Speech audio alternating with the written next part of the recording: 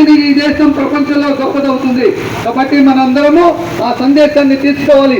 భారతదేశాన్ని ప్రపంచంలో ఉన్నత స్థానం నిలబెట్టడం కోసం మనందరము ఒక సంకల్పం చేద్దాం. స్వదేశీ వస్తువులే వాడదాం, అన్యాయాన్ని ఎదిరిద్దాం, అలాగే పర్యావరణాన్ని పరిరక్షిద్దాం, అందరినీ సమానంగా చూద్దాం.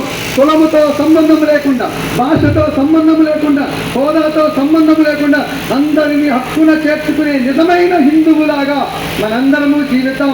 ఆ సమరసత భావాన్ని మనందరము కాపాడుకోవాలి. మన కుటుంబ వ్యవస్థని, ఈ సమాజానికి ఆధారము కుటుంబం. ఆ కుటుంబ వ్యవస్థని మనం కాపాడుకోవాలి.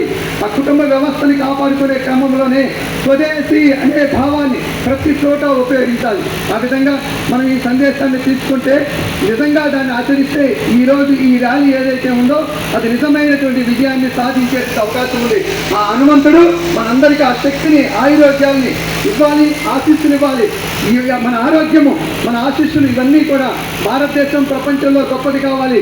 మనం చెప్పే భారత్ మాతాకి జై అనేది వాస్తవ రూపంలో, ఆచరణ రూపంలో మనందరికీ ఆ సంకల్పం కలగాలని ఆ హనుమంతుని కోరుకుంటూ ముగిస్తాను. జై శ్రీరామ్, జై శ్రీరామ్, పవన సుత హనుమానికి, భారత్ మాతాకి.